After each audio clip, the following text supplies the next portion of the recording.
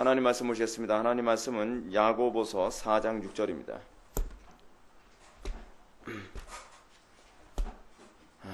하나님 말씀은 야고보서 4장 6절 말씀,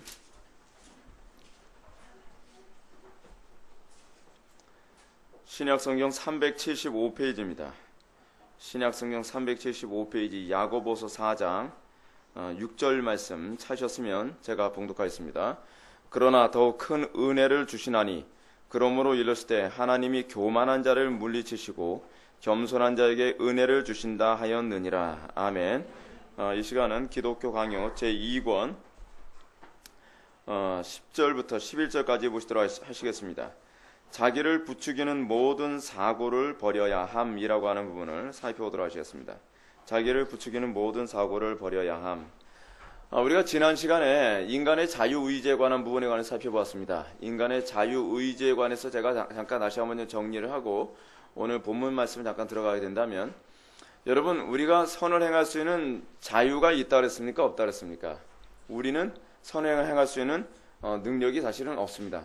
그래서 인간이 선을 행할 수 있는 능력이 없다라고 하는 부분에 관해서 칼빈이 인간의 전적 타락이라고 하는 얘기를 우리들에게 얘기했었죠. 인간의 전적 타락이라고 했을 때 우리가 선을 행할 수 있는 능력이 없다라고 했을 때 도덕적인 선을 행할 수 있는 능력이 없다는 얘기가 아닙니다. 우리가 도덕적인 선을 행할 수가 있으되 우리가 진정으로 하나님을 기쁘시게 해드릴 수 있는, 또는 하나님을 만족시킬 수 있는, 그리고 하나님을 우리의 의지를 가지고 하나님을 영화롭게 할 수 있는 능력 자체가 없다는 것을 의미합니다. 그래서 우리의 행위는 우리가 도덕적인 선을 행하는 그 행함에서조차도 우리는 어떻게 해요? 죄를 행하고 있어요. 이것이 인간의 문제입니다. 그래서 사도 바울이 뭐라고 얘기합니까? 어떤 행위를 했느냐, 어떤 행위를 하지 않았느냐에 관한 문제가 중요한 문제가 아니라 믿음으로 행했느냐, 믿음으로 하지 않았느냐가 중요하다 그러지 않습니까? 그 사도 바울이 뭐라고 얘기하죠? 믿음으로 하지 않은 것은 다 죄가 된다라고 얘기하고 있습니다. 하나님께서는 우리의 외형을 보지 아니하시고 무엇을 보신다 그랬죠? 중심 보신다 그랬는데, 이 중심이라고 하는 그 부분에 대한 원문의 의미는 뭐냐면 마음입니다. 마음. 하나님께서는 우리의 마음을 보십니다. 우리가 얼마나 도덕적인 행위를 했느냐, 우리가 얼마나 종교적인 일을 열심히 했느냐, 우리가 얼마나 봉사를 많이 했느냐, 우리의 외적인 업적을 보시는 분이 아니십니다. 하나님께서 우리를 보시는 것은 항상 마음입니다. 마음을 보시기 때문에 마음을 보느냐, 외형을 보느냐, 여기서 천주교와 기독교로 나눠지게 되는 겁니다. 마틴 루터가 종교개혁을 했을 때 그의 종교개혁의 핵심은 오직 믿음이었습니다. 솔라 피데. 근데 이 오직 믿음이라고 하는 이 교리가 행함이 필요 없다는 교리가 아닙니다. 그러니까 여러분, 우리가 잘못 오해하고 있는 표현이 하나 있습니다. 마틴 루터가 야고보서, 우리가 오늘 읽은 야고보서를 지푸라기 서신이라고 이렇게 표현하지 않았습니까? 근데 지푸라기 서신이라고 한 그 표현은요, 야고보서는 쓸데없는, 그러니까 성경으로 치기에는 정말 지푸라기 같은 수준이다라고 하는 그런 의미로 얘기한 게 아닙니다.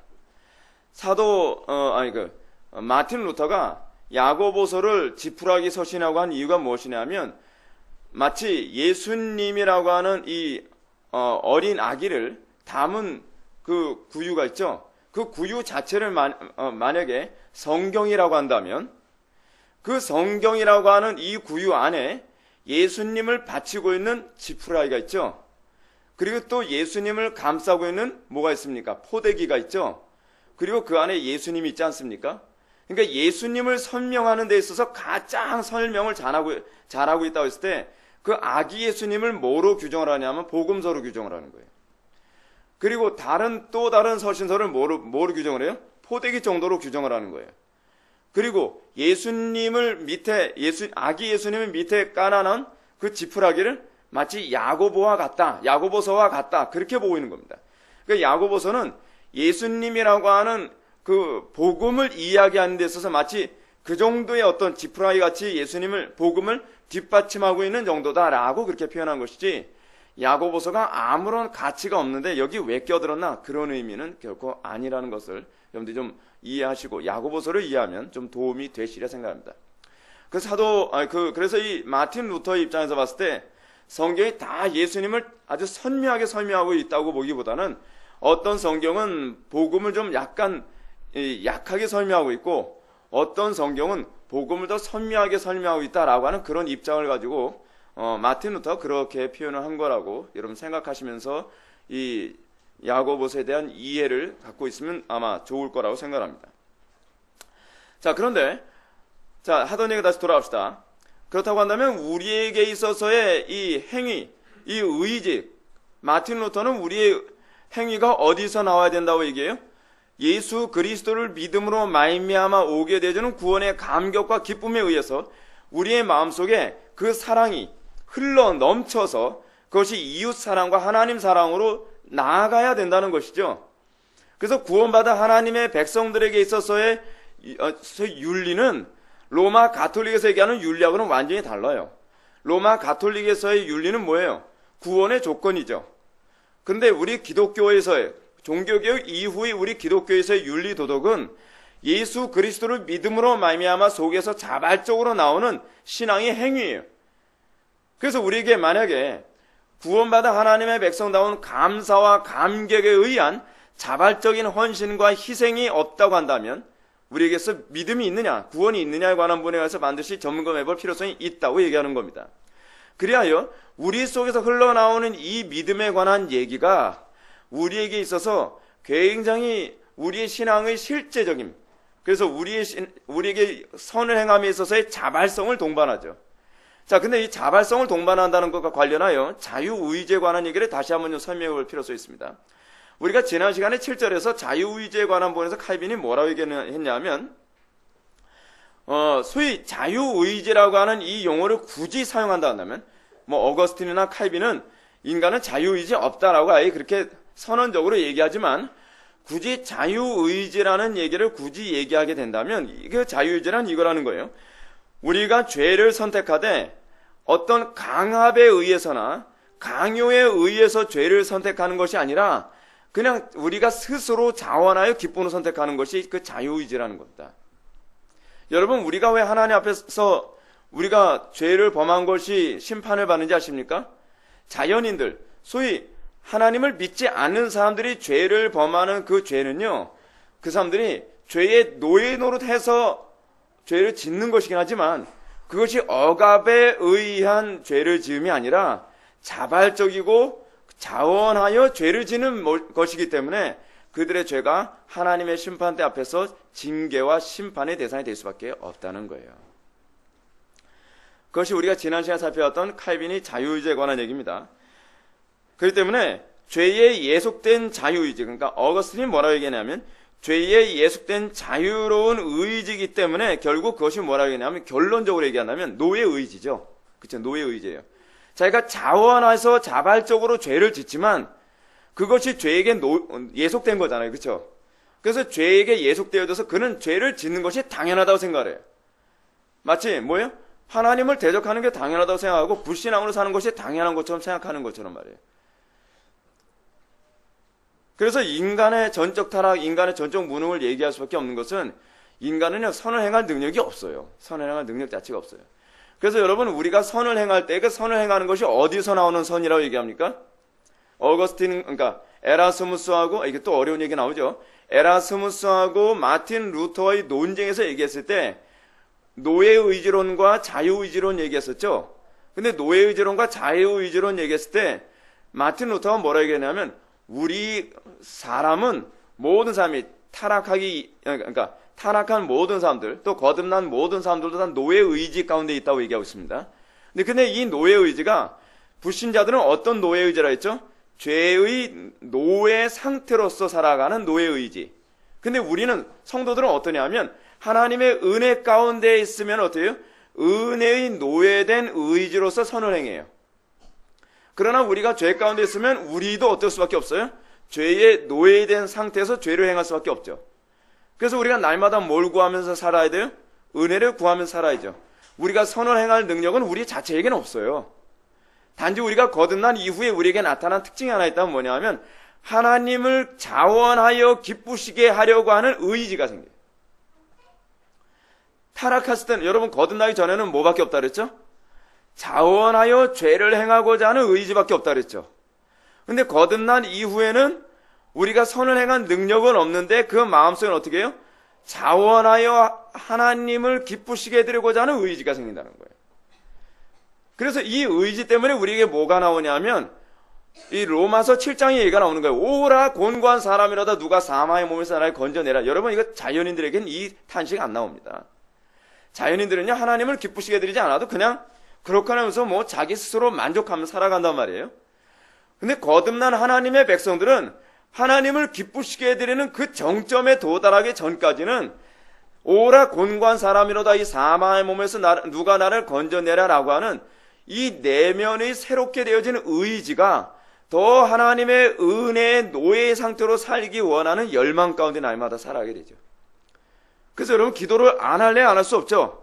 그래서 은혜 받고 나면 반드시 나타나는 두 가지 특징이 있다 그랬죠, 제가. 첫 번째 뭐라 했어요? 뭘 사모해요? 말씀 사모하죠, 말씀.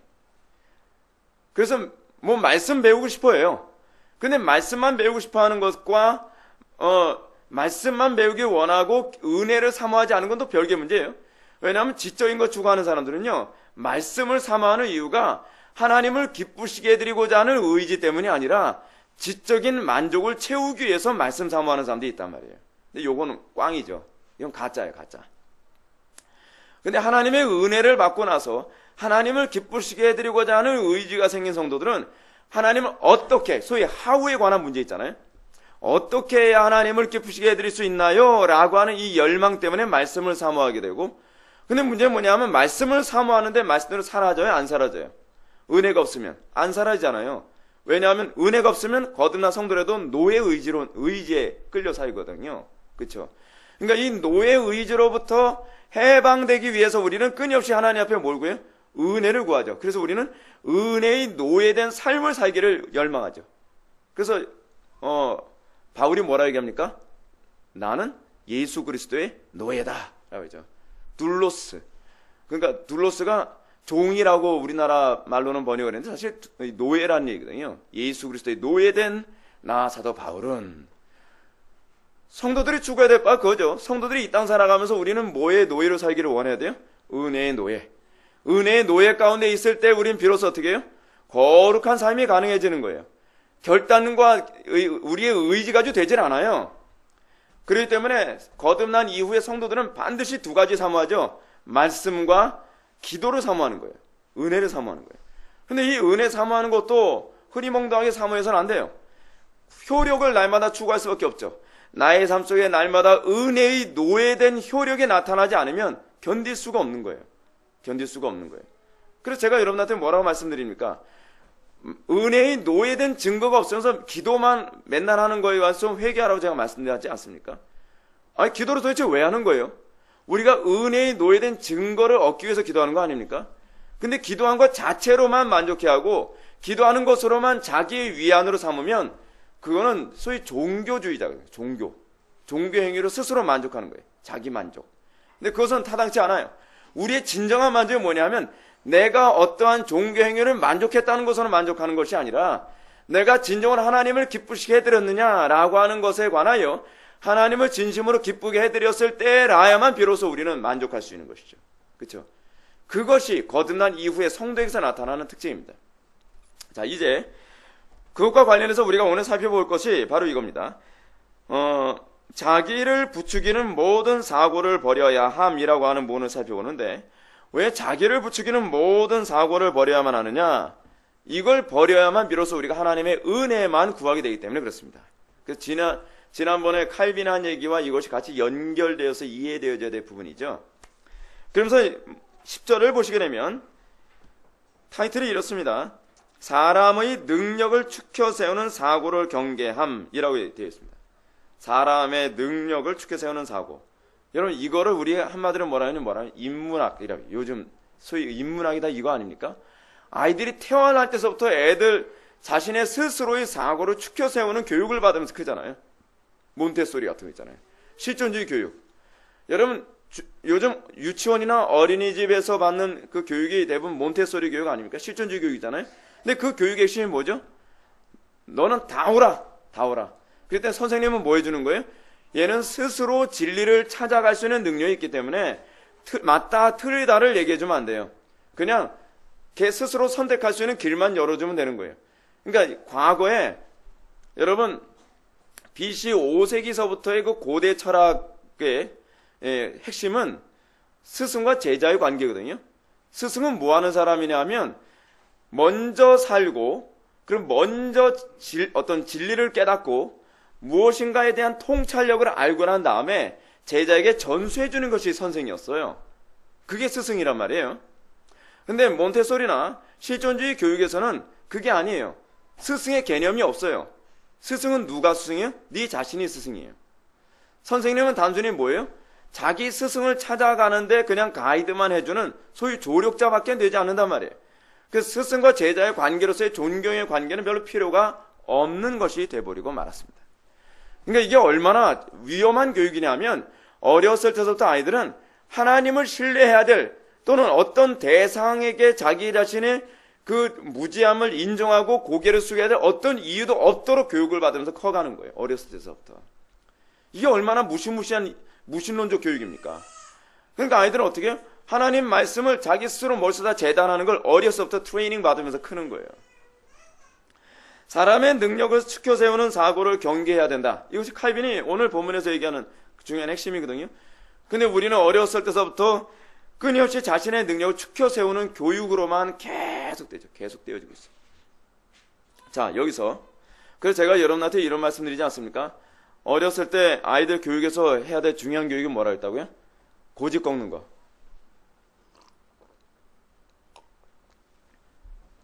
어렸을 때부터 아이들한테 해야 되는 것이 뭐냐면 자기 이성에 대해서 신뢰하지 않도록 교육시켜야만 합니다. 자기 판단을 너무 신뢰하지 않도록 교육시켜야만 합니다. 그래서 제가 요즘에 우리 애들하고 짬 날 때마다 하는 대화가 뭐냐면 끊임없이 자기 지식과 자기 생각을 의심하는 교육을 제가 가끔가다 합니다. 아이들이 당연하다고 얘기를 하면 그게 당연할까라고 질문을 던지는 거예요. 학교에서 배워가지고 온 거에 대해서 당연할까라고 질문을 던지죠. 끊임없이 자기 지식에 대해서 자기 생각에 대해서 의심하도록 교육을 시키는 거예요. 왜냐하면 우리는 불안정한 존재거든요. 우리는 완전할 수가 없어요. 우리의 생각이 틀릴 수 있다는 말이에요. 그래야만 우리는 배울 수 있어요. 근데 어렸을 때서부터 자기는 절대적으로 옳다고 생각하면서 크는 아이들이 과연 누구에게 고개를 숙이면서 배우겠습니까? 배울 수 없어요. 근데 고집을 갖고 있다고 하는 것은 궁극적으로 자기 확신이 너무 뛰어나다는 얘기거든요. 그래서 어렸을 때부터 고집을 꺾지 않으면 아이들은 자기 확신에서 벗어나지 못합니다. 그러니까 부모의 역할에 관해서 성경은 뭐라 얘기합니까? 아이들의 고집을 꺾어라. 그러면 아이들은 어떻게 돼요? 지옥으로부터 건질 거라고까지 얘기하고 있습니다. 여러분, 근데 이 표현을 누가 사용했냐면 요한 웨슬리 어머니가 그 수산나 웨슬리가 했던 표현이거든요. 이 교육이 얼마나 중요한 교육인지 모릅니다. 아이들의 고집을 꺾으십시오. 그리고 아이들이 자기 생각을 너무 신뢰하지 않도록 가르치십시오. 오로지 하나님의 말씀만이 유일하게 신뢰할 대상임을 가르치십시오. 그렇지 않으면 아이들은 지옥으로 떨어지고 말 것입니다. 자, 한번 우리가 10절에서 첫 번째 주부터 한번 읽어볼까요? 여기서 본장 서두에서 언급한 말을 다시 한번 반복하지 않을 수 없다. 곧 자기 자신의 재난과 빈곤과 벌거벗음과 치욕을 깨달아 철저히 무너져 내리는 사람이야말로 자기 자신을 아는 지식에서 가장 진부한 것이라는 말이 그것이다. 칼빈이 지금 제2권에서 언급하고자 하는 핵심이 무엇인지 기억나시죠? 자기 자신을 아는 지식. 그렇죠? 사람을 아는 지식, 자신을 아는 지식에 있어서 어떻게 해야 자기 자신을 아느냐, 자기 자신을 아는 지식에 좀 더 진보하고 접근할 수 있느냐. 이거에 관해서 칼빈은 이렇게 얘기합니다. 자기 자신의 재난과 빈곤과 벌거벗음과 치욕을 깨달아 철저히 무너지는 것. 이것이 자기 자신을 아는 지식으로 가는 지름길입니다. 여러분, 우리는 우리 자신이 그러니까 우리 자신이요, 이게 재난덩어리라는 것을 여러분 얼마나 인식하고 있습니까? 여러분, 우리가 신앙생활하면서 우리가 하나님을 전적으로 의존하게 만드는 아주 중요한 하나의 인식이 있는데 그것이 뭐냐면 나는 재난덩어리다라고 하는 것을 인식해 가는 겁니다.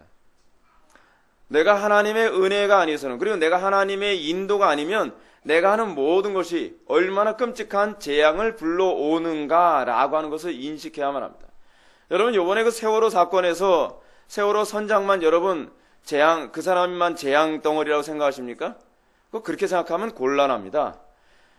사실은 여러분, 우리가 만약에 그 자리에 그 선장의 자리에 앉아 있어서 우리가 그렇게 선택하지 않았을 것이다 라고 과연 누가 장담할 수 있을까요? 여러분, 지금 우리나라 사회 안에서 나타나고 있는 한국인들의 전반적인 사고를 보면 한국인들의 그 모습 자체가 한 사람 한 사람 모두가 사실은요, 다 이 세월호 선장 못지않은 재난덩어리입니다. 근데 우리는 얼마나 남 얘기하길 좋아하는지 자기는 아니라고 생각하는 거예요.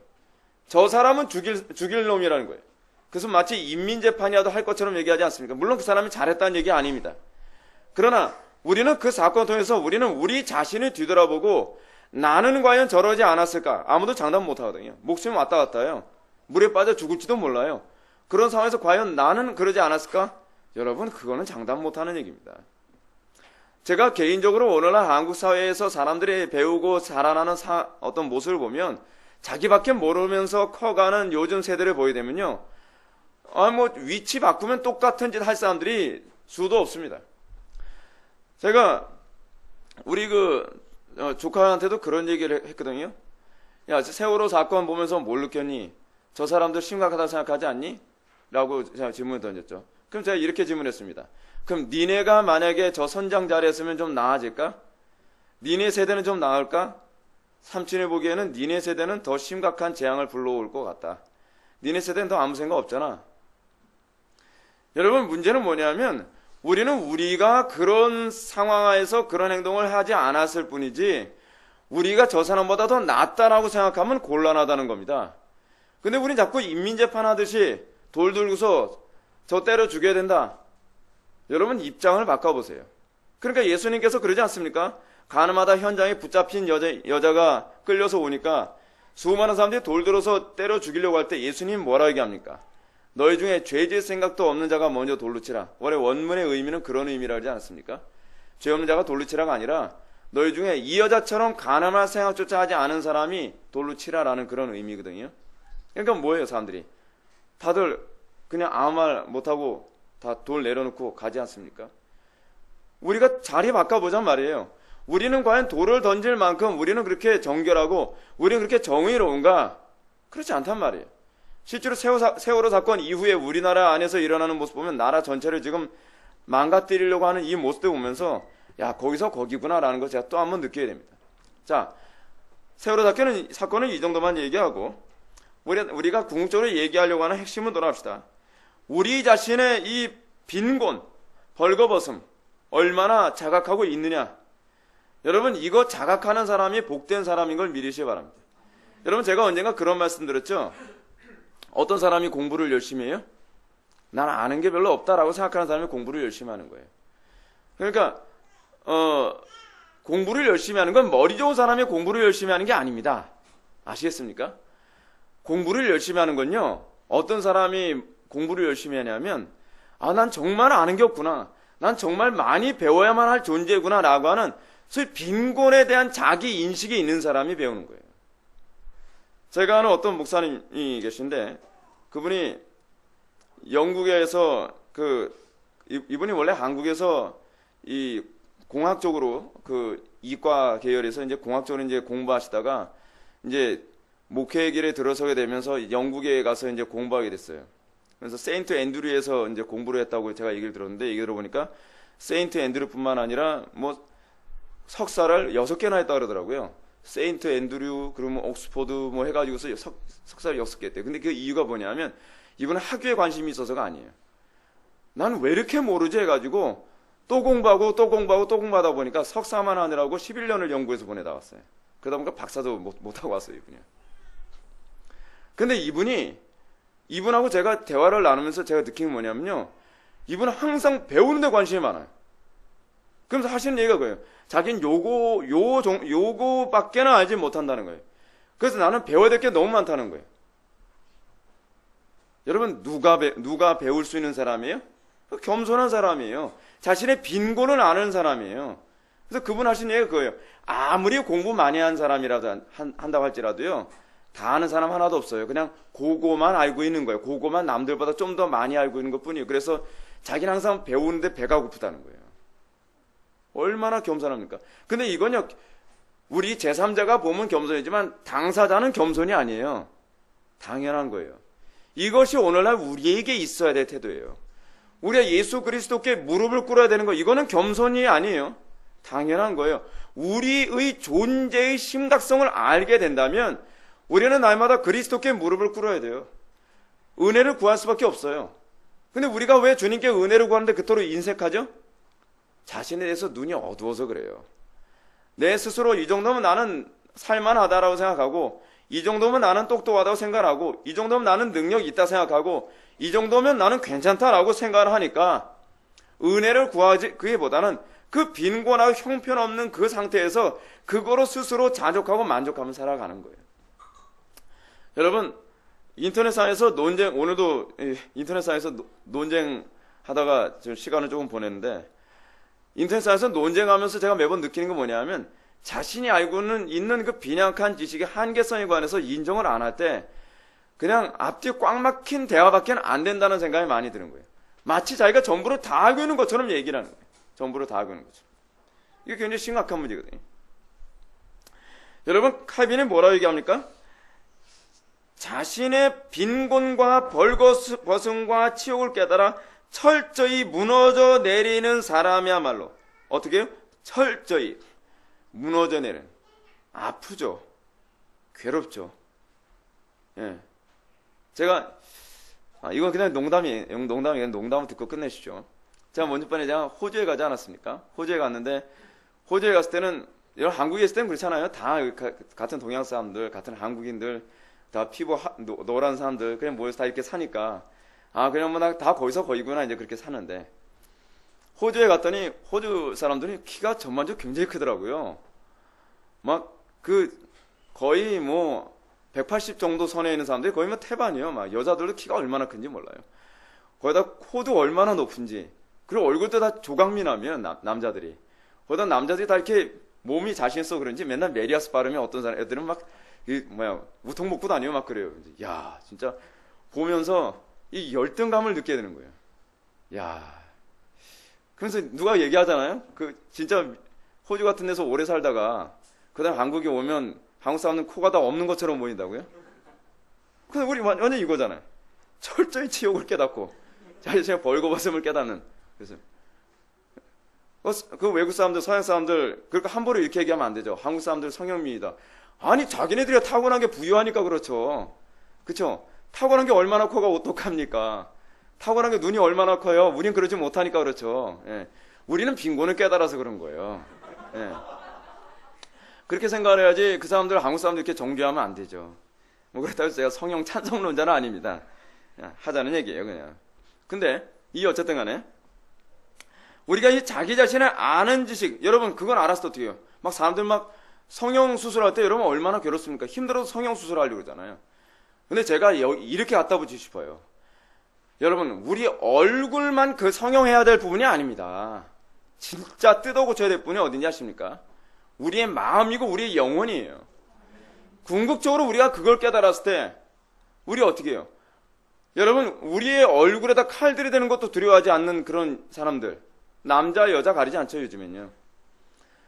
여러분, 그게 쉬운 일이 아니더라고요. 보니까 그 성형수술한 사람들 수기를 보니까 막 굉장히 고통스럽대요. 굉장히. 그래도 하잖아요. 근데 그 사람들이 왜 그걸 선택할까요? 고통스러움에도 불구하고요.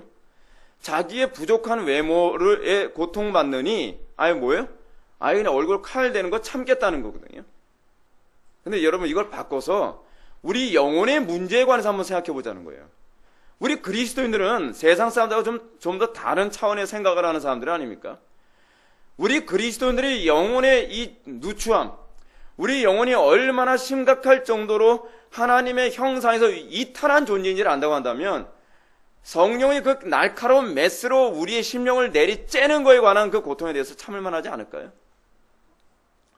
오늘날 우리가 왜 정말 하나님의 말씀이 좌우의 날성검과 같아서 내 혼과 영과 골수를 찔러 쪼개는 것을 참기 싫어하면서 뛰쳐나갈까요? 그것은 자기 영혼의 비참함과 자기 영혼의 빈곤함, 그 심각성을 전혀 깨닫지 못하기 때문에 그런 거거든요. 그래서 어떤 사도 바울이 그러지 않습니까? 예수님께서 그러셨나요? 저들이 저렇게 하나님 앞에 나오는 이유가 뭐라고요? 고침을 받을까 두려움이라고 얘기하잖아요. 고침 받을까 두려움. 여러분, 우리가 진정으로 고침받기를 기뻐해야 되는 거 아니겠습니까? 우리의 영혼의 심각성을 안다면, 그래서 교회는 뭐예요, 교회는? 마틴 루터가 얘기하는 것처럼, 교회는요, 예수 믿고 천당 가는 곳이 아니에요. 루터는 뭐라 했냐면, 주님 앞에서는 그날까지 고침받는 병원이라고 얘기하고 있어요. 계속적인 치료와 변화를 통해서, 날마다 고침을 통해서, 날마다 그리스도의 거룩한 형상에 참여하고 날마다 변화되어져 가는 거예요. 그것이 성도예요, 그것이 성도. 그래서 칼빈은 자신의 벌거벗음과 치욕을 깨달아 철저히 무너져 내려가는 사람이야말로 자기 자신을 아는 지식에서 가장 진보한 것이라는 말. 그래서 하나님께서 우리에게 때로는 죄악도 허용하시고, 나는 이 정도밖에 안 되는 인간이었나? 라고 하는 것을 하나님께서 허락하시는 이유가 뭐냐면, 하나님께서 그러시는 거죠. 맞았어. 넌 그 정도밖에 안 되는 인간이야. 그렇기 때문에 너는 메시아가 필요하고, 그래서 너는 하나님의 은혜가 필요한 존재야 라고 하는 걸 우리들에게 각성시켜 주시는 것이죠. 근데 사실은 저도 사실 가장 인정하기 싫은 게 이겁니다. 내가 얼마나 비참한 존재인지. 여러분, 우리는 간혹가다 그렇게 생각하지 않습니까? 자기 환상에 빠져 사는 걸 우리 굉장히 좋아하지 않아요? 그래서 저 부분적으로 호주 안 가고 싶을 때가 많아요. 한국에 있으면 자기 환상에 어디서 빠져 살 수 있는데, 거기 가면 막 너무 사람들이 막 키도 크고 막 너무 잘생기고, 중국 가면 괜히 기분이 좋아요. 먼저 중국 갔더니 중국 사람들 얼굴도 그렇죠. 이거 중국 사람들이 기분 나쁘게 들을까 봐 좀 죄송한데, 아니 비교적 그렇다는 거예요. 저하고 비교한 것이 아니라 호주 사람들하고 비교했을 때 그렇다는 거예요. 저보다는 잘생긴 사람도 간혹 가다 있어요. 이거 굉장히 교만스러운 표현인데 죄송합니다. 이런 의도는 아니었는데 하여간 그래요. 근데 중국 사람들 봤더니 막 키도 별로 안 크고 배 불뚝 튀어나오고 얼굴 동그랗고, 그거 보면서 굉장히 호주보다는 자유함을 많이 느끼게 돼요. 기쁨을 느끼고요. 그래서 우리는 어떻게 해요? 자가당착에 사는 것에 대한 기쁨을 많이 느끼는. 근데 그러지 말자는 거예요. 우리는 우리 자신에서, 우리는 우리의 스탠다드가 뭡니까? 하나님의 영광이잖아요. 하나님의 영광. 그 영광 바라보면 우리 비참해지거든요. 근데 그걸 직시할 수 있어야 돼요. 그걸 직시하면서 우리는 어떻게 해요? 내가 정말 도달해야 될 영광의 수준이 저거구나라고 하는 것을 깨닫게 되는 거죠. 근데 감사한 건 뭐냐면, 우리는 그것을 보고서 비참함으로 끝나지 않는다는 거예요. 하나님께 은혜를 구하면 어떻게 해요? 우리가 겸손히 하나님의 은혜를 구하면 하나님께 그 형상 주시겠다는 거예요. 우리는요, 죽었다 깨나도 호주 사람처럼 피부 하얘지지 않습니다. 락스에 몸을 담근다고 해서 백인되지 않거든요. 그렇잖아요? 우리가 아무리 애쓴다고 해서 호주 사람처럼 그런 조각 미남 되지 않아요.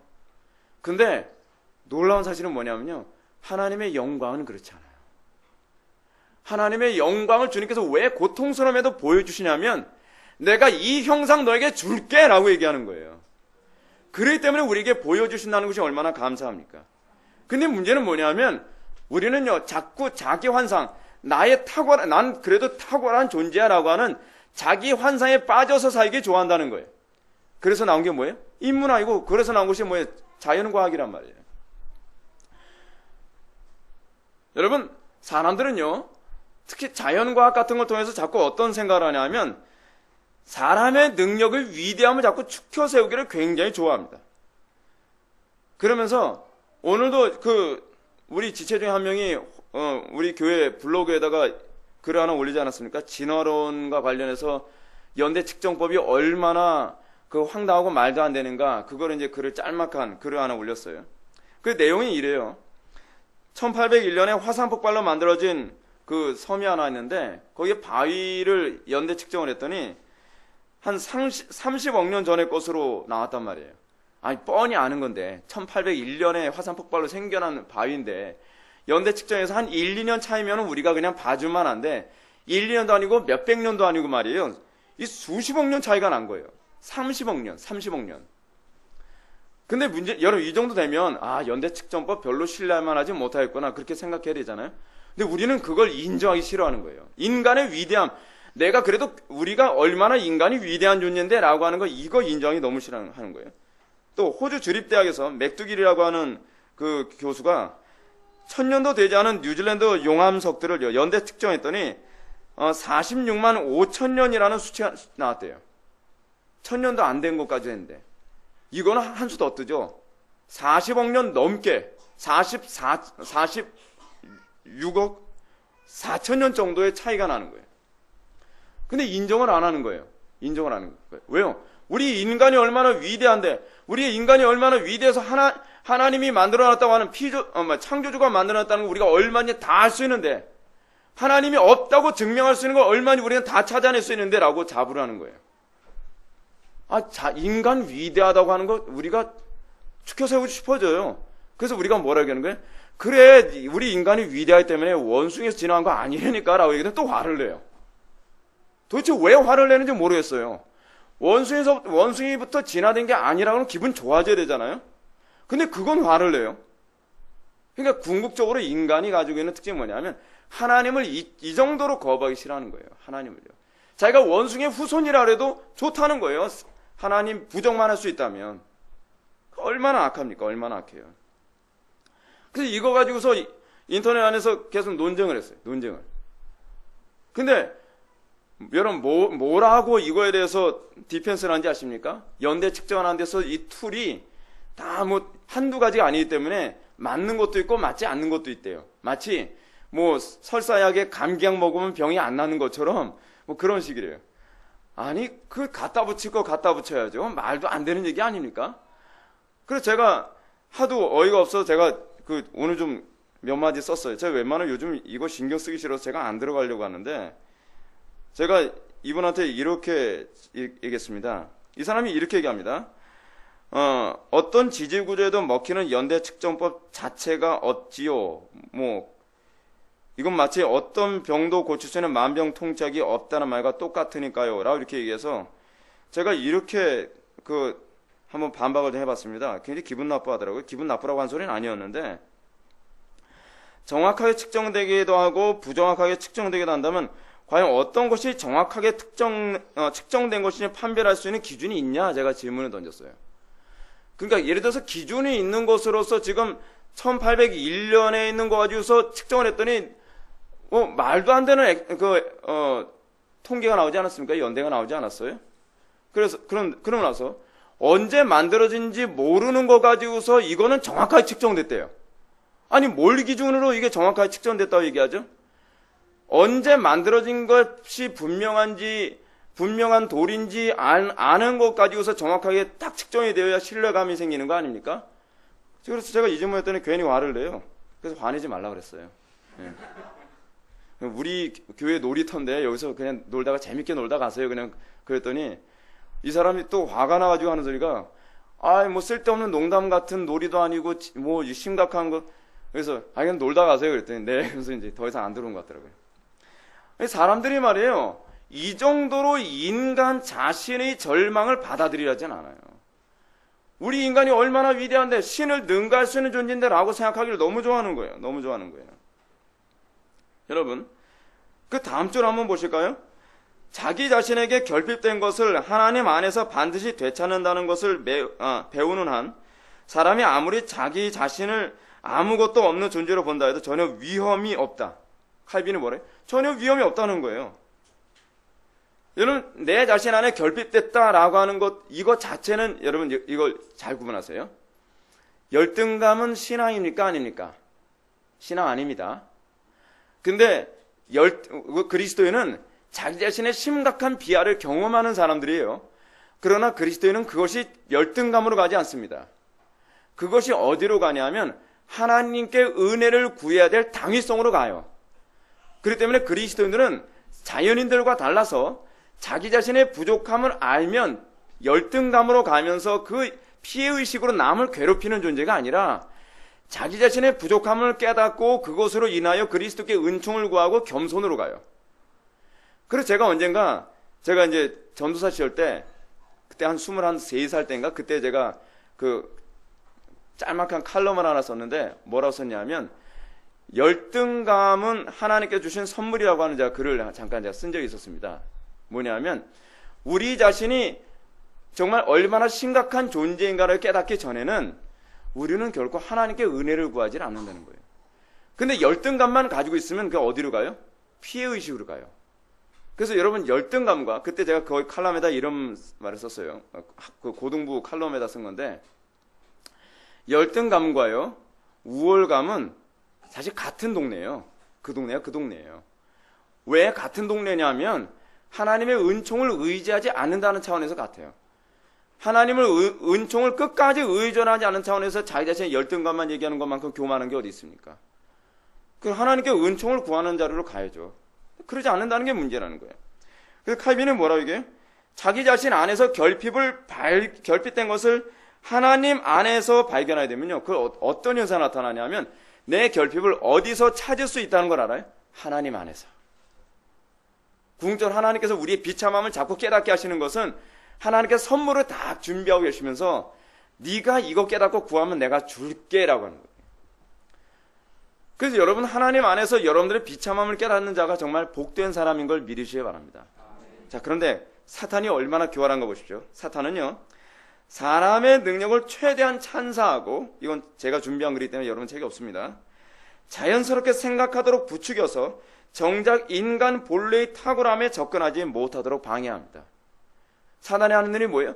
끊임없이 여러분들의 능력이 탁월하다고 박수 쳐주기 좋아요. 조그만 거 하나 만들어 놓으면, 이야, 넌 대단해. 넌 신이란 존재가 필요 없는 존재야. 이것만 봐. 1 더하기 2가 3이라는 걸 깨닫는 인간이 위대함을. 이게 바로 사단이 끊임없이 우리에게 하는 거거든요. 하나님께서 보셨을 때 우리가 깨달았다, 우리가 로켓 쐈다, 뭐 미사일 쐈다, 뭐 했다 하는 건요, 마치 1 더하기 2가 3이라는 거 하나 깨달은 것 가지고 스스로 우쭐하고 있는 모습하고 다를 바 하나도 없는 거거든요. 근데 사단은 그거 가지고서 계속 찬사하는 거예요. 야, 이 정도면 신도, 야, 넌 진짜 신도 접근 못하겠다. 이렇게 똑똑한 인간이 어디 있냐. 하나님 보시기에 콧방울 끼시겠죠.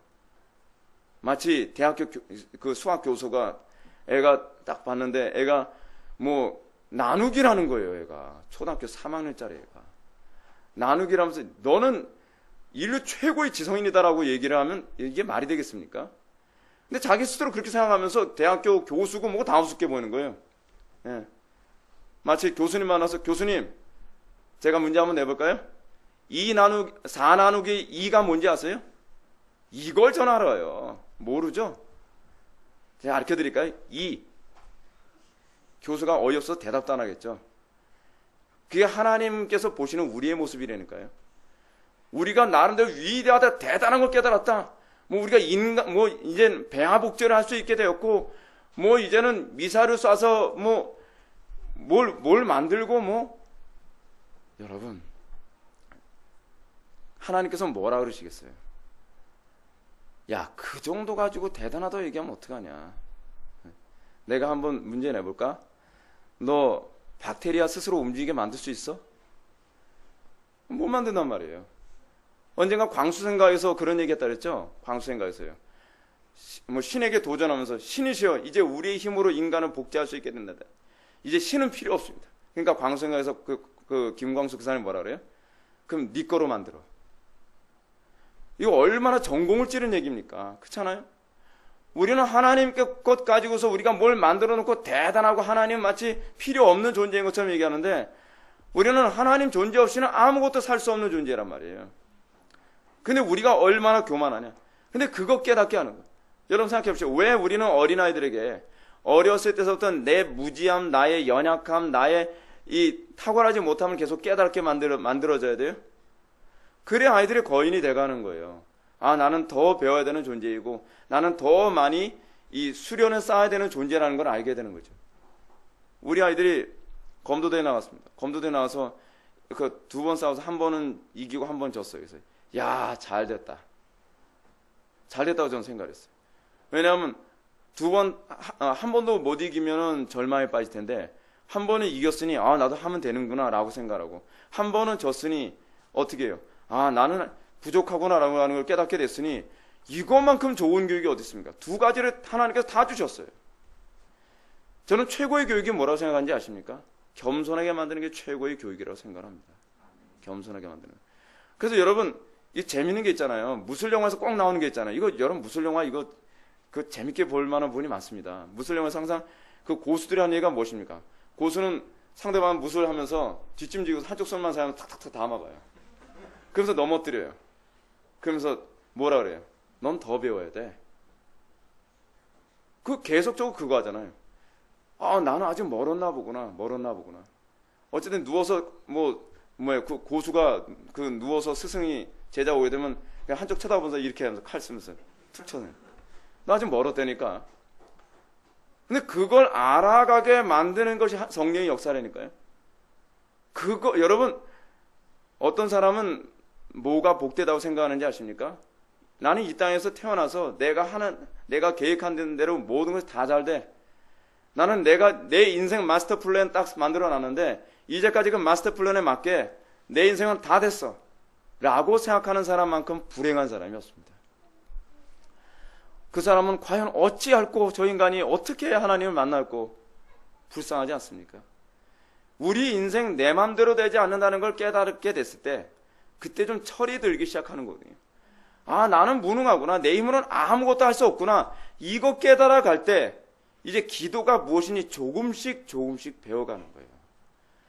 자기 자신에 대한 절망을 철저히 깨달았을 때 정말 하나님의 은혜와 긍휼 없이 살 수 없다는 기도를 거기서 배우는 거예요. 여러분, 기도는요, 교리로 배워지지가 않습니다. 기도는 어디서 배우는지 아십니까? 망하는 자리에서 배우는 겁니다. 망하는 자리에서요.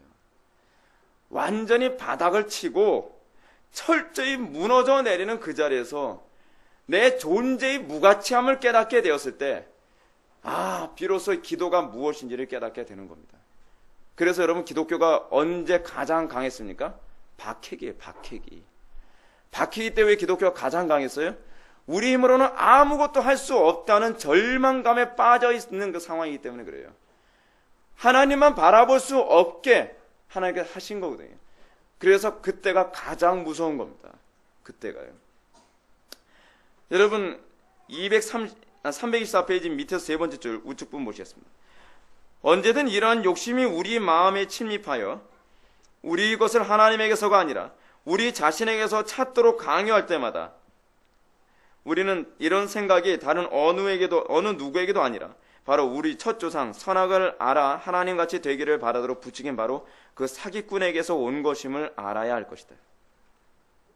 우리의 것을 어디서 찾아요? 하나님에게서가 아니라 나에게서. 여러분 어떻습니까?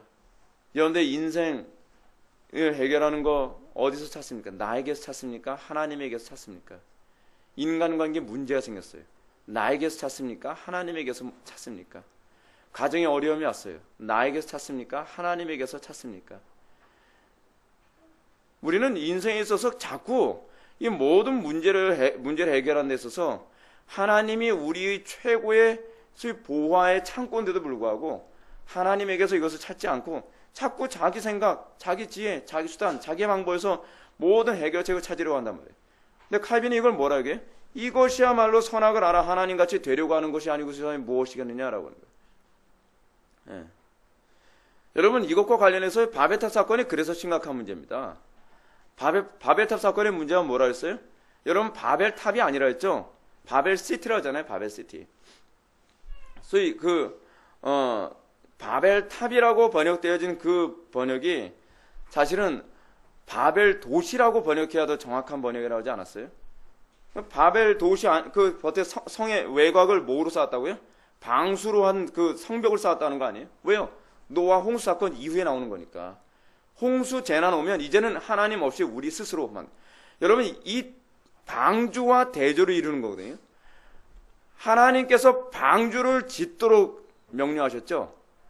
근데 여러분, 바벨탑을 건축한 사람들, 소위 바벨시티를 건축하면서 성곽을 만드는 사람들 어떻게 해요? 자기 스스로 지혜를 짜내면서 소위 바벨탑, 노아의 그 방주와 방불한 성을 만들겠다는 거예요. 여러분, 이거 다른 말로 얘기하게 되면요, 인간 스스로 구원을 찾으려는 종교하고도 거의 똑같은 개념입니다. 우리 스스로 구원의 길을 찾으려고 하는 것이 하나님 없이 스스로 방주 만들겠다는 거하고 무슨 차이가 있습니까? 소위 인류가 끊임없이 과학을 연구하는 데 어디 있습니까? 하나님 없는 방주 만들겠다는 거 아닙니까? 어느 날 계속 그 위성 쏴 올리고 우주선 쏴 올리고 하는 거 왜 그래요? 이 지구가 이게 수명이 얼마 안 됐다는 건 이제 알고 있거든요. 그러니까 이 지구가 이제 수명 다 되면은 이제 도피해서 살 만한 별 찾겠다는 겁니다. 행성 찾겠다는 거예요. 하나님 없는 방주를 자꾸 만들어낸 게 이게 인류의 역사입니다.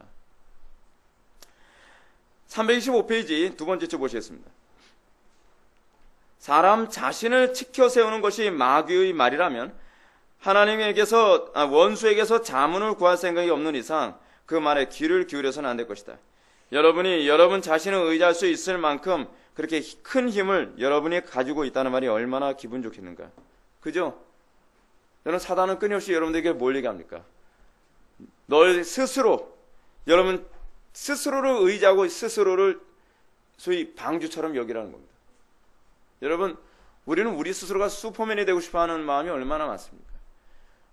근데 여러분 요한계시록에서나 그렇지 않으면은 구약의 선지서에서 뭐라 하냐면 마지막 심판 때에 관해서 뭐라 하면 용사라도 다리가 흐드르들 떨릴 거라고 얘기했습니다. 하나님의 진노 앞에서는요. 여러분 하나님의 진노 앞에서 과연 누가 서리요? 그 요한계시록에 관한 표현 아닙니까? 우리가 이 땅에서 어떤 훈련을 해야만 합니까? 하나님만이 나의 불성곽 되심, 하나님만이 나의 방주 되심, 하나님만이 나의 산성과 요새 되심, 날마다 삶 속에서 그거 고백하며 살아가야만 합니다. 여러분 이 고백 삶 속에서 얼마나 하고 있습니까? 말로야 하죠. 근데 삶 속에서는 여러분의 생각과 여러분의 수단과 이런 방법으로 살지 않습니까? 여러분 삶 속에서는 하나님의 임재 없이 성령의 인도함 없이 그렇게 살아가지 않습니까? 여러분은 성령의 인도가 무엇인지 느낍니까? 성령께서 인도하심으로 말미암아 나타나는 현상이 무엇인지 알긴 하십니까? 우리는 그것에 능숙해져야만 합니다. 여러분 지금은 어느 시대인지 아십니까? 끔찍할 정도입니다. 요번에 제가 우리 홈페이지에도 글을 하나 올렸는데 교황 요한 바울의 이세 아니요. 요번에 새로 교황된 프란치스코 그 교황이 드디어 본색을 드러냈습니다. 이 사람 예수의 신부 출신이잖아요. 그 교황이 뭐라냐면 로마 가톨릭 교회 이외에는 구원 없다. 이제까지 마치 타종교 다 포용 정책을 하는 것처럼 얘기하다가 이제는 자기네들의 이제 위치가 이제 확고해졌다는 얘기입니다. 이제는 눈치 볼 필요 없게 됐다는 거예요. 그래서 가톨릭 교회 밖에는 절대로 구원 없다라고 하는 걸 아예 공식적으로 또 선언했어요. 제2차 바티칸 공의에서 얘기한 것을 철회하듯이 말이에요. 그래서 이 사람은 굉장히 급진적인 사람이라는 거예요. 이 사람이요. 얼마나 지금 전 세계 영적 구도가 심각할 정도로 지금 기독교가 내려앉는 지금 위치까지 가고 있는 걸 알만하죠. 이제는 공격을 해도 저항할 능력이 없을 것이다라고 이렇게 판단되어지니까 그런 얘기가 나오는 겁니다. 여러분 요즘 얼마나 전 세계에서 기괴한 일도 많이 생기는지 아십니까? 이거 뭐 도대체 어느 정도 신뢰할 수 있을 만한 얘기인지 모르겠는데 최근에 그 어떤 동영상을 제가 하나 보게 됐습니다. 동영상을 보게 됐는데 영국하고 미국하고 러시아 하여간 전 세계에서요 하늘에서 희한한 이상한 소리가 들렸어요. 근데 그게 꼭 나팔 소리 같아요. 우렁차게요.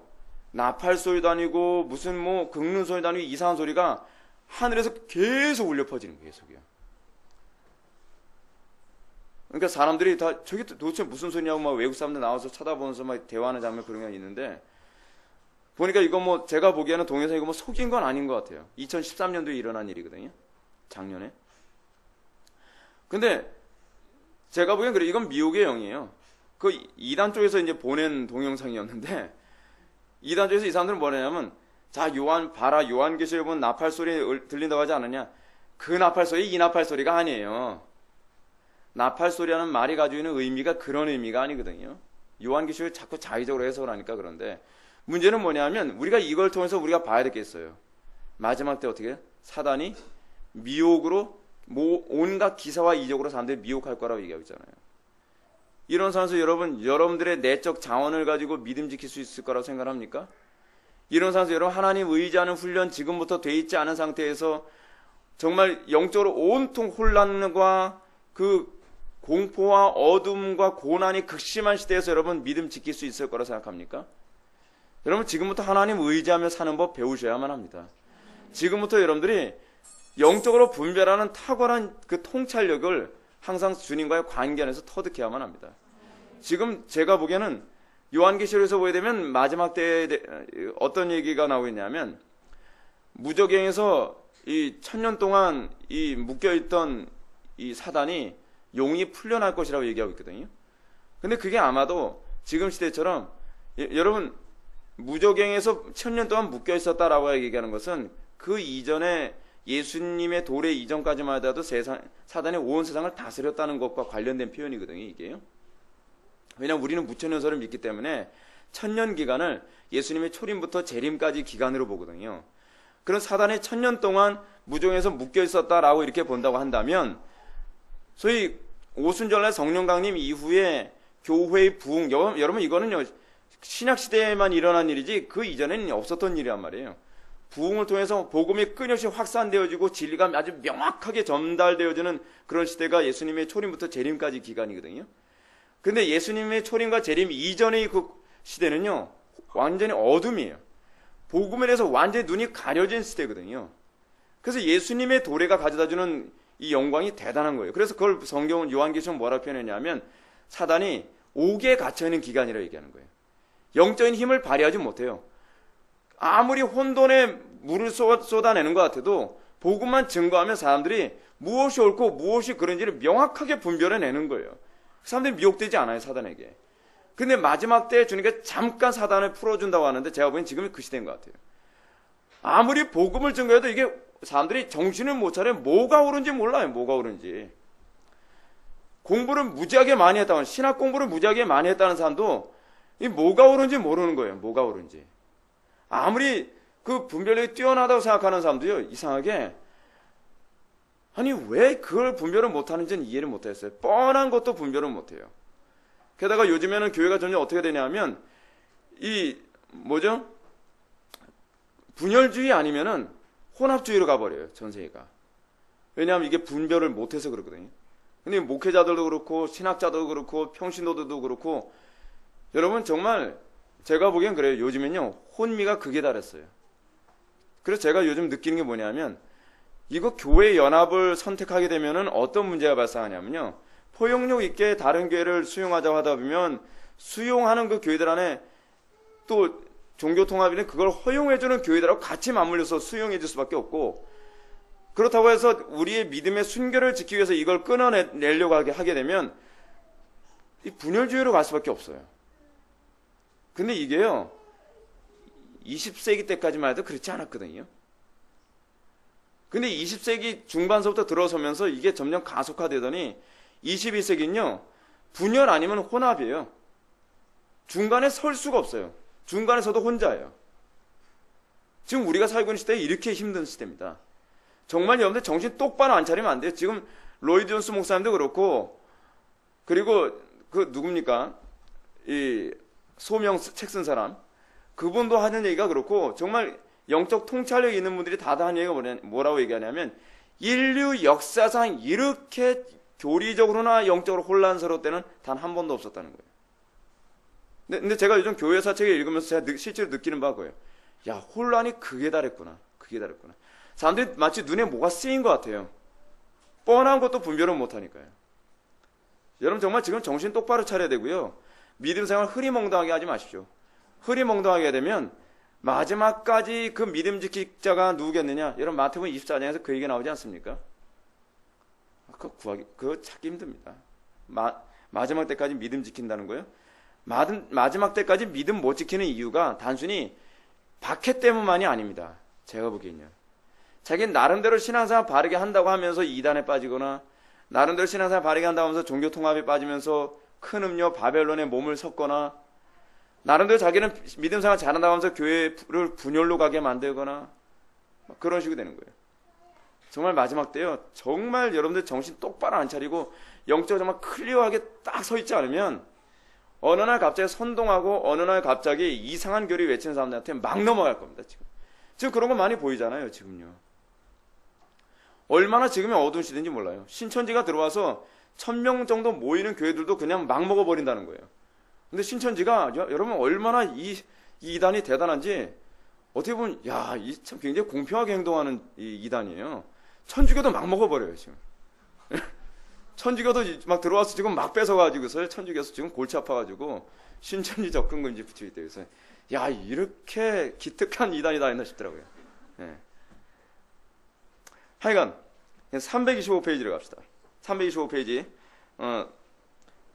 중간 이하 패러그래프 보실까요? 이 모든 말씀의 목적은 바로 우리 자신의 힘을 주장하는 의견에 조금이라도 의지하지 말고 오직 교만한 자를 물리치고 겸손한 자에게 은혜를 주시는 하나님만을 의지하고 그에게 은혜를 구하도록 하는 데 있는 것이다. 뭐가요? 자, 예레미야서 17장 5절 말씀 보면 무릇 사람을 믿으며 육신으로 그 힘을 삼고 마음이 여호와께서 떠난 그 사람은 저주를 받을지어다. 여호와는 말에 힘이 세다 하여 기뻐하지 아니하시며 사람의 다리가 억세다 하여 기뻐하지 아니하시고 여호와는 자기를 경외하는 자들과 그의 인자하심을 바라는 자들을 기뻐하신도다. 저는 이 구절 굉장히 위로가 되더라고요. 하나님께서는 몸 튼튼하고 건강한 사람을 기뻐하시는 게 아니란 걸 알았어요. 몸 튼튼하고, 저는 간혹가다 그렇게 생각했어요. 하나님 몸 튼튼하고 그 체력 좋은 사람 쓰시면 얼마나 주의엘하기 좋으시겠습니까? 하나님께서 기뻐하시는 사람이 그 사람이 아니라는 거예요. 여호와를 경외하고 그 인자하심을 바라보면 몸 좀 약해도 괜찮고, 예, 누구처럼요? 칼빈처럼. 칼빈은 정말 굉장히 병약했다 그러지 않습니까? 그리고 머리 좀 나빠도 괜찮아요. 그리고 그가 여러 가지 사회적 여건 부족해서 상관없어요. 단지 그가 어떤 사람이 하나님이 기뻐하신다는 거예요? 하나님을 경외하고 그의 인자심을 바라보는 자. 왜요? 하나님께서는 겸손한 자에게 은혜를 주시기 때문에 그래요. 제가 여러분한테 그러지 않습니까? 겸손이 최고라고. 겸손이 최고. 여러분 운동하는 애들도요, 겸손한 애들이 고수가 됩니다. 공부도 겸손한 아이들이 공부를 잘합니다. 신앙생활은 더 그렇습니다. 교만한 사람은요, 은혜 생활의 맛이 뭔지 모릅니다. 맛이 몰라요. 맨날 다 아는 얘기, 그러면서 다리 꼬고 앉아가지고서 다 아는 얘기인데요, 좀 복음을 알려면 시간이 많이 걸릴 만한 사람입니다. 복음을 이렇게 다 아는 얘기가 아닙니다. 맨날 들어도 모르는 게 복음입니다. 진짜 아는 게 뭔지 아십니까? 하나님을 만나는 게 아는 겁니다. 복음은요, 머리에 호소하고 있는 것이 아니라 우리 가슴에 호소하고 있는 거거든요. 하나님을 알 때까지는 같은 설교를 100번 들어도 모르는 겁니다. 복음의 궁적 목적은 하나님을 경험하게 하는 게 있거든요. 하나님을 경험하게 하는데, 하나님을 경험하면 비로소 완전히 겸손해질 수밖에 없는 거죠. 그래서 저는 그렇게 생각해요. 난 좀 안다. 복음에 대해서 다 아는 얘기 때문에 오늘은 사람들 그러지 않아요? 어떤 장로님들은 그런 사람이 때문에 머리가 너무 좋아가지고 목사님이 설교하시면 또 성경책에도 일일이 다 기록을 해놓은대요. 그래서 2001년 몇 월 며칠 날 했던 설교, 그 설교도 재탕하는구나. 그런 장로님 있는 교회 가면요, 진짜 목사님이 간 떨리는 거죠. 어쩌다 한번 너무 몸이 아파가지고 설교 좀 못해서 오늘 어쩔 수 없다. 이건 10년 전에 한 설교니까 뭐랬지. 그럼 설교 딱 끝나가서 막 악수할 때, 목사님 오늘 2005년도 설교였더만요. 네, 은혜 받았습니다. 그러면 진짜 미쳐버리는 거예요, 막. 근데 그러다고 아는 게 아니거든요. 아는 게 아니에요. 진짜 아는 게 뭐예요? 주님을 만난 게 아는 거예요. 그 말씀을 통해 자기가 깨어졌을 때 아는 거거든요. 근데 정말 복음을 모르는 사람들은 자꾸 그걸 안다고 착각을 해요. 11절 보시겠습니다. 참된 겸손은 오직 하나님만을 높임. 크리소스톰은 황금의 입이라고 불리는 사람이죠. 크리소스톰은 우리 철학의 근본이 겸손이라고 말했는데 이 말은 내게 언제나 큰 기쁨이 된다. 그러나 아우구스티누스, 즉 어거스틴의 다음과 같은 말은 그보다 더 기쁨을 준다. 어느 수사학자는 언변에 있어서 가장 중요한 원칙이 무엇이냐는 질문을 받고서 전달이라고 대답했고, 두 번째 원칙은 무엇이냐고 묻자 똑같이 전달이라고 했고, 세 번째 원칙은 무엇이냐는 질문에 대해서도 마찬가지로 전달이라고 했다고 한다.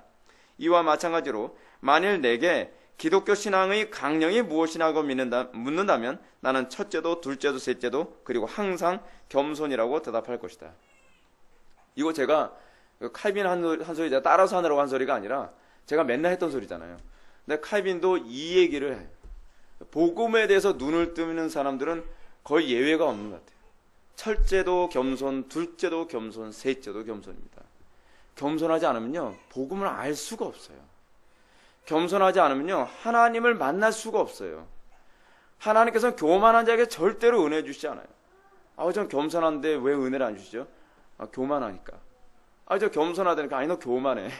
그렇게 굉장히 기분 나쁘죠. 왜 기분 나쁘고? 기분 나쁘다 하는 겁니까? 교만하네?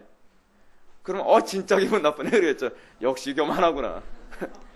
예, 원래 논리가 그렇게 가는 거죠. 예. 전달이라고 하는 것은요, 사실 수사학의 핵심이거든요. 아무리 말을 화려하게 딱 해도 자기가 원하는 핵심이 전달되지 않았으면 사실 그 수사학은 꽝이거든요. 그러니까 여기서 어거스틴이 수사학을 얘기할 때 전달을 얘기했을 때 전달은 얼마나 표현력이 뛰어나냐, 얼마나 많은 지식을 가지고 있느냐에 관한 그 문제가 아니라, 예를 들어서 어떤 부분에 대한 자기가 전달하고자 하는 핵심, 방금 제가 이제 농담 삼아서 그렇게 얘기했잖아요. 이것도 사실 수사학적인 그 논법이거든요.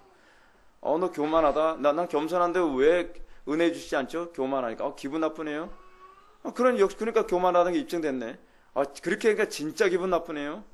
역시 교만하다는 게 입증됐다. 사실 뭘 전달하는 거예요? 겸손. 네가 교만하다는 거예요. 사실 이게 수사학이거든요.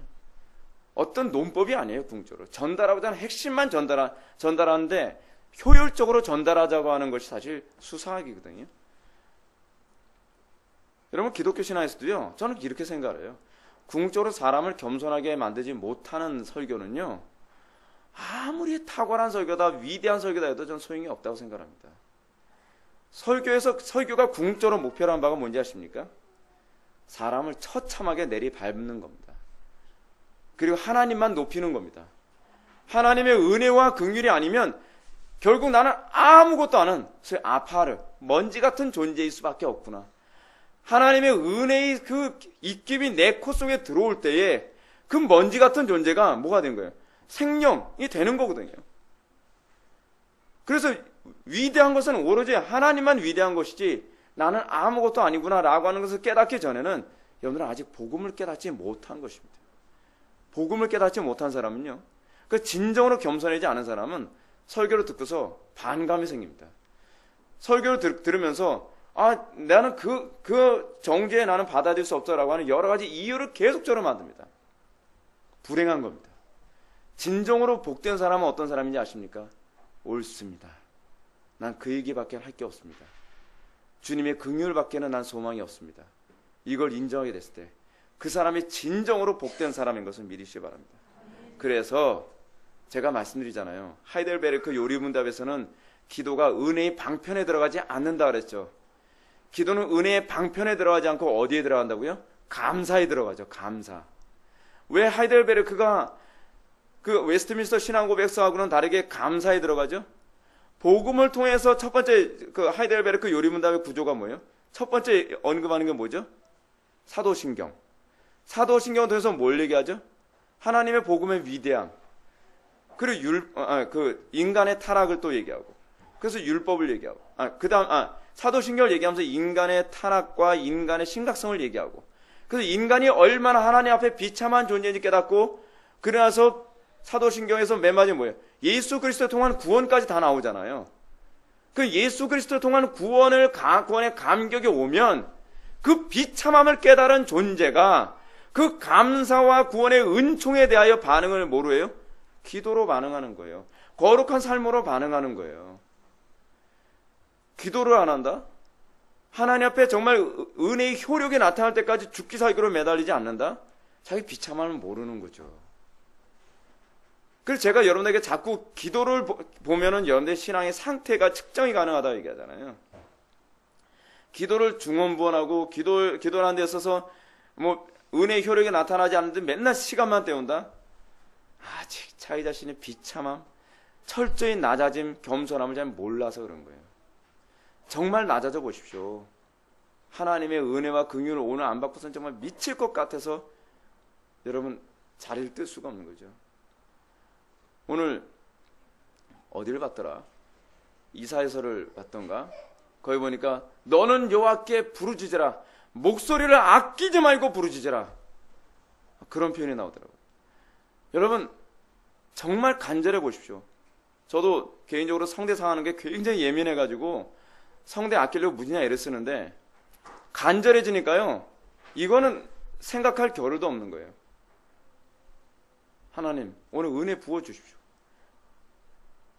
은혜 부으시지 않으면 정말 견딜 수가 없습니다. 미칠 것 같습니다. 나 죽을 것 같습니다. 제가 전에 기도원에 들어가서 하나님께 이제 기도를 하는데 하나님께서 도무지 은혜를 주시지 않는 거예요. 금식을 하면서 기도해도 도무지 은혜를 주시지 않는 거예요. 몸은 최악이에요. 근데 몸이 최악이고 성대도 최악으로 다 망가져 가는데도 그거 신경 쓸 겨를이 없는 거예요. 오늘 하나님께서 나에게 은혜 주시지 않으면 죽을 것 같으니까. 여러분, 기도는요, 저는 그렇게 하는 거라고 좀 믿습니다. 오늘날 한국교회 교인들 등 따사하고 배부르고 뭐 부족한 거 없으니까 기도를 굉장히 무슨 폼 잡고서 영화의 한 장면으로 나는 다른 사람이 봐주길 바라고 기도하는지 모르겠는데 그런 식으로 기도하는 게 아니에요. 처절한 거예요. 기도는요. 겸손한 자의 극치예요. 다윗의 자손 예수여 나를 불쌍히 여기서 그래요. 바로 그렇게 거지처럼 기도하는 거예요. 예수님이 아무리 무시해도 그 무시함도 아랑곳하지 않고 그러면서 자네의 밥상에 떨어진 그 부스러기를 개도 먹습니다. 개 취급이라도 해주십시오 라고 하는 그 정도의 태도를 취하면서 기도하는 거, 그게 기도입니다. 그게 기도예요. 저는 오늘날 우리나라의 심각성은요, 기도를 잃어버린 세대라는 것이 가장 심각한 것 같아요. 기도가 도대체 뭔지 몰라요. 기도가. 그래서 기도는 제가 가르쳐서 되는 것 같지가 않아요. 기도는요. 기도는 삶 속에서 완전히 절망 가운데 떨어진 사람이 정말 유일하게 선택할 수 있는 분은 하나님이라는 것만 붙들게 됐을 때 비로소 기도가 뭔지를 제대로 배우게 되는 것 같아요. 저는 사실은 그 상황에서 배웠거든요. 정말 처절하게 배운 거거든요. 그래서 칼빈이 두 번째 패러그래프 셋째 줄에서 이렇게 얘기하지 않습니까? 사람이 완전히 낮아지는 거예요. 여러분, 이 완전이라는 표현도 이렇게 와닿는 사람이 복된 사람 좀 믿으시기 바랍니다. 그냥 피상적으로 완전히가 아니에요. 진짜 완전이거든요. 사람이 완전히 낮아지는 것 이외에는 피할 곳이 없다고 진정으로 느낄 때에 그것을 가리켜 겸손이라 여기는 것이다. 그는 이렇게 말하고 있다. 아무도 자신을 부풀리지 말라. 사람은 스스로만 보면 사탄이다. 그의 축복은 오로지 하나님께로부터 오는 것이다. 죄 이외에 내 스스로 가진 것이 과연 무엇인가? 네, 이것이 우리 인간의 비참함입니다. 우리 스스로 보면 사탄입니다. 요즘 시간이 갈수록 정말 그거 많이 느끼게 됩니다. 그래서 죄 지적하고 우리 인간의 비참함을 설교하게 되면 이 사람들이 설교를 안 좋아해요. 왜냐하면 좀 기분 좋게 좀 해주지, 자꾸 좀 뭔가 좀 업되게 좀 만들어주지, 너무한 거 아니냐? 너무한 거 아니에요. 그 부유함을 하나님 안에서 찾으라는 거예요. 여러분들 안에서의 내재적 그 능력으로 만족감을 느끼는, 잠깐 우쭐하다가 밖에 나서 한 대 맞고 그만 푸 죽어버려요. 그 정도의 자신감이에요. 우리의 자신감이라고 하는 건. 마치 뭐 같은지 아십니까? 굉장히 프로 럭비 선수하고요, 아마추어 럭비 선수들하고 게임을 합니다. 근데 아마추어 럭비 선수들이 적극적 사고방식 어디서 주워 들어가지고 맨날 할 수 있다, 이길 수 있다, 뭐 연습 하나도 안 하고 몸매는 완전히 그냥 툭 건드리면 날아갈 생긴 그런 갈비뼈 같은 몸매 가지고서 Yes, I can, 할 수 있다 그러면서 막 공중에서 막 자신감 있게 막 뛰어나가는 거예요. 그리고 나서 저 프로 럭비 선수가 한 대 부딪히고 나서 그 자신감이 한순간에 내려앉는 것 같은 거. 그게 우리가 갖고 있는 소위 내재적 자신감이 가져다주는 초라함입니다. 여러분, 왜 교회에서 맨날 여러분 직장생활 하나님께 복 주실 줄 믿습니다. 뭐 여러분들 뭐 행복해야 될 줄 믿습니다. 가정 가는데 행복은 무슨 행복? 설교 듣고서 행복할 줄 아는데 집에 가면 또 쑥대밭. 직장생활에서 또 초토화. 그리고 사회에 나가서 완전히 쑥대밭. 무슨 그걸 의존하는 거에 대해서 여러분, 그걸 뭐가 좋은 설교라고, 그것에 역시 우리 교회 가면 내가 맨날 위로받고 나서 여러분 세상을 다시 돌아서 또 초토화. 근데 하나님께 주시는 위로는 그게 아니라니까요. 하나님께서 여러분들이 비참함을 깨닫게 하시는 것 같지만 그 안에서 여러분들이 하나님의 부유함을 붙잡으면 가정이 완전히 회복되고 직장에 복음 들고 왔을 때 직장 완전히 다 초토화되면서 오히려 내가 승리하는 그 위로예요. 위로 자체가 귀만 달콤하게 하는 그런 위로가 아니라 실질적으로 하나님께서 승리를 주시는 위로요. 실질적으로 하나님께서 우리로 하여금 살아야 될 이유를 원기왕성하게 알게 하시는 그 위로라는 걸 믿으시기 바랍니다. 그걸 알려면 나의 비참함을 먼저 깨닫고 하나님의 은혜의 부유함만을 붙잡으려고 하는 그 믿음을 갖게 되었을 때 비로소 여러분 복되게 살 것을 믿으시기 바랍니다. 327페이지 맨 마지막 줄 보고 마치도록 하시겠습니다. 11절 맨 마지막 줄입니다. 밑에 세 번째 줄. 사람은 성경이라는 신실한 거울에 비춰 보아야만 올바른 자신의 모습을 알 수 있는 것이다. 그렇습니다. 우리가 우리의 비참함을 아는 데 있어서 은혜가 무엇인가라고 했을 때 은혜의 궁극적 목적은 여러분들을 소위 그 우쭐하게 만드는 것이 아닙니다. 여러분, 칼빈이 325페이지 두 번째 줄에서 이렇게 얘기하지 않습니까? 첫 번째 줄부터 보면 조상에게서 선악을 알게 알아 하나님과 같이 되기를 바라도록 부추긴 바로 그 사기꾼, 그 누구예요? 사단이죠. 그 사기꾼이 우리들에게 끊임없이 하는 일이 뭐예요? 끊임없이 우리는 괜찮은 사람이다, 우리는 능력 있는 사람이다 라고 끊임없이 자기의 내재된 그 부족하고 형편없는 능력만을 의존하며 살면서 맨날 비참하게 살아가도록 몰아가는 그 사기꾼, 그 사기꾼에 속지 말라는 겁니다. 성경이 여러분들에게 폭로하는 건 뭔지 아십니까? 그리고 교리가 궁극적으로 여러분들에게 폭로하는 건 뭔지 아십니까? 우리가 얼마나 비참하고 초라한 존재인지, 인간의 타락으로 말미암아 우리가 얼마나 비참하고 초라한 존재인지를 알게 하신 겁니다. 그런데 그것으로 끝나면 그건 소위 율법주의 설교입니다. 근데 그 다음에 우리에게 소망이 있습니다. 뭐요? 그리스도께로 돌아가면. 그래서 여러분 이사야서에 뭐라고 해요? 하나님께서 싸매 주실 것이다. 그리스도께로 돌아가면 하나님께서 어떻게? 위로해 주실 것이다. 그리스도께로 돌아가면 하나님께서 새 힘을 주실 것이다. 그리스도께로 돌아가면 하나님께서 기쁨을 주실 것이다. 그리스도께로 돌아가십시오. 하나님의 은혜를 의지하십시오. 하나님께서 여러분들이 이제껏 경험해보지 못했던 놀라운 승리와 소망과 기쁨으로 충만하게 하실 것입니다. 그 믿음은 은혜 안에서 겸손함이 무엇인지 알게 된 사람에게 주어질 것을 믿으시기 바랍니다. 기도하시겠습니다. 사랑이 많으신 하나님 아버지, 우리의 비참함을 조명하여 주시고 그 안에서 우리로 하여금 온전히 주님께만 소망이 있음을 우리가 고백하게 하여 주시며 그 소망 안에서 날마다 기쁨으로 살아가게 하여 주옵소서. 예수님의 거룩하신 이름으로 기도올옵나이다. 아멘.